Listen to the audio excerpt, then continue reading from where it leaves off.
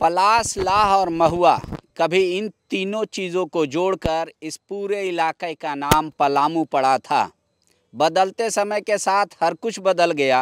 421 एकड़ में फैला ये एशिया का सबसे बड़ा लाह बागान और नंबर 1 क्वालिटी वाला बागान आज अपनी बदहाली पर रो रहा है। और अब पलामू की पहचान प से पलायन, ल से लू और म से मौत हो गई है। यही है सिस्टम। चुनाव आया है तो हम भी आए हैं, नेता कभी नहीं आते। विकास क्या है?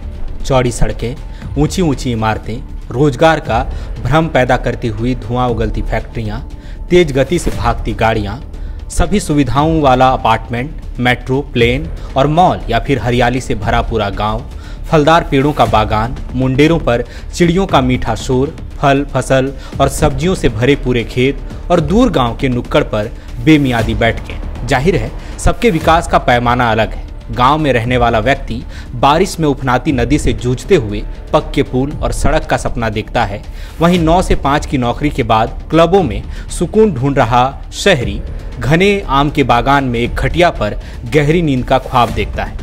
अब कैसे समझ पाएंगे कि असली विकास क्या है? समाज विज्ञानी और पर्यावरणविदों ने इसी सवाल से जूझते हुए विकास का सही अर्थ ढूंढने का प्रयास किया।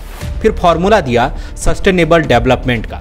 इसे हिंदी में सतत पोषणीय विकास कहते हैं। माने रोजगारोन्मुखी विकास हो, लेकिन हरियाली और पर्यावरण को बचाते हुए। यदि किसी ढांचे के निर्माण के लिए 10 पेड़ काटे जाएं तो 100 पौधे लगाए भी जाएं, न कि कंक्रीट का जंगल खड़ा कर दें।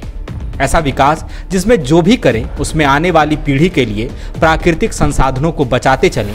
लेकिन दुख की बात है कि ऐसा होता नहीं है। प्रकृति प्रदत्त संसार को हटाकर हम इंसान कंक्रीट की दुनिया बसाते जा रहे हैं। एसी कमरों के बाहर बालकनी में सिंथेटिक घास लगाकर लोग पर्यावरण प्रेमी बन रहे हैं, तो वहीं विदेशी नस्ल के कुत्तों को टहलाकर पशु प्रेमी, और विकास की परिभाषा पर कंफ्यूजन बना हुआ है। प्रकृति के साथ संतुलन बनाकर जो किया जाए वही असली विकास है। लेकिन पृथ्वी पर जैव विविधता से जुड़े इतने गंभीर मसले पर अंतर्राष्ट्रीय इवेंट तो होते हैं, लेकिन इंसानी जिंदगी के लिए जरूरी ये कभी चुनावी मुद्दा नहीं बन पाता।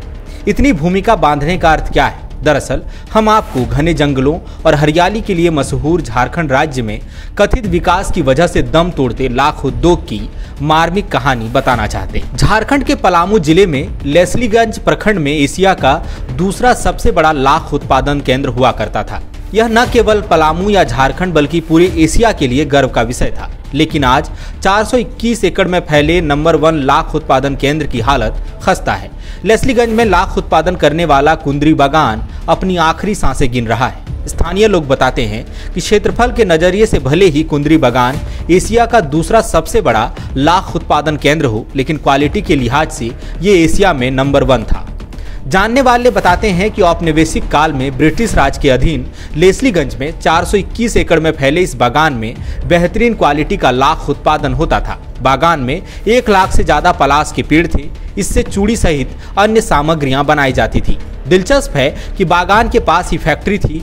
स्थानीय आबादी को बड़े पैमाने पर रोजगार भी मिलता था। लेकिन विडंबना है कि विकास की परिभाषा बदली और 45 करोड़ से लेकर 135 करोड़ रुपए तक की आमदनी वाला ये बागान आज वीरान पड़ा है। कभी पलाश के पेड़ों से भरा ये जंगल मृत प्राय है। लोग बताते हैं कि इसे पुनर्जीवित किया जाए तो स्थानीय आबादी को रोजगार मिलेगा, पलायन रुकेगा, सरकार को भी राजस्व मिलेगा। लेकिन विडंबना देखिए कि लोगों की जिंदगी को सीधे तौर पर प्रभावित करने वाला ये उद्योग चुनावी मुद्दा है ही नहीं। जी, मेरा नाम दीपक कुमार मेहता हुआ और मैं जेपीएमसी कमेटी का अध्यक्ष हुआ।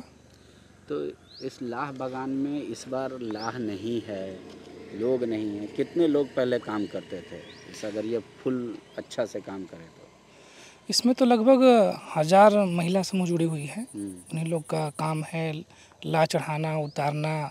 लेकिन इस बार लगातार होते चोरी की वजह से इस बार महिला लोग लाह नहीं चढ़ा पाई है। तो यहाँ से लाह का तो बहुत लहठी, चूड़ी ये सब बनता था। जी, विदेश तक जाता था। जी, और रिद्धि सिद्धि एक संस्था थी, उनके कार्यकाल में चूड़ी, गुलाल ये सब बनती थी, बट वो संस्था बंद हो चुकी है।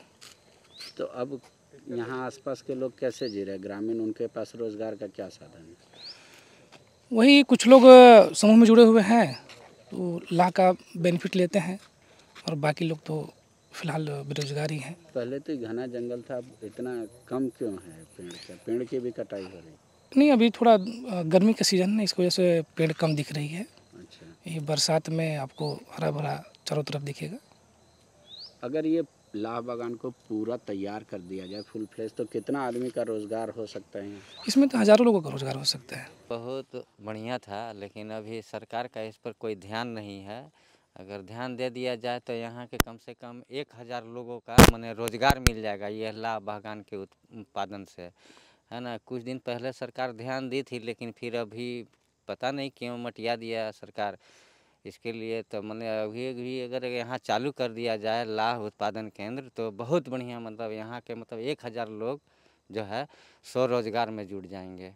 क्या क्या बनता था यहाँ से? यहाँ पर गुलाल बनता है, फिर लाह का चूड़ी, लाह जो उत्पादन होता था वो चूड़ी वगैरह सब बनता था। मैंने लाह से जितना उत्पादन होता था बटम वगैरह सब बनता था यहाँ पर। झारखंड गठन को 24 साल हो गए, सरकारें आईं और गईं। 2018 में जरूर छोटा सा प्रयास किया। यहाँ प्रोसेसिंग यूनिट सहित 2 भट्टियों का निर्माण हुआ। उत्पादन के जरिए 3 गुना लाभ की उम्मीद थी। 40 लाख रुपए पूरी प्रक्रिया में खर्च हुए, लेकिन सरकारी उदासीनता इसे खा गई। प्रोसेसिंग यूनिट बंद हो गया। 2018 में एक बार महज 3200 किलो लाख का उत्पादन हुआ। सरकार कहती है कि यूनिट शुरू होने से 50,000 की आबादी को रोजगार मिलेगा, लेकिन सब कुछ कागजी दावा है। लोगों को केवल अतीत याद है। कभी लाख उत्पादन का महाराजा कहलाने वाला लेस्लीगंज का ये बागान चारागाह बनता जा रहा है। पेड़ सूख रहे हैं और लोगों की उम्मीदें भी। कोई इसकी चिंता नहीं करता, जबकि ये बागान अगर अच्छे से काम करेगा तो ना ये सिर्फ पर्यटकों को अपनी ओर आकर्षित करेगा, बल्कि 2-2.5 हज़ार लोग प्रत्यक्ष रूप से यहाँ रोजगार पा सकते हैं। सोचना आपको है, विकास ऐसा करना है या विकास का कोई और तरीका आप ढूंढते हैं?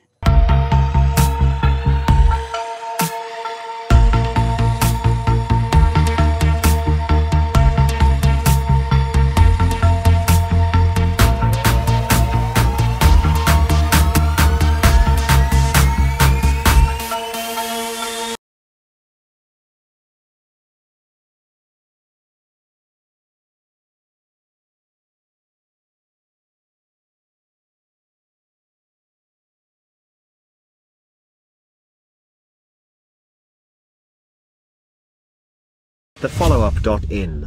Like, share, and subscribe. www.thefollowup.in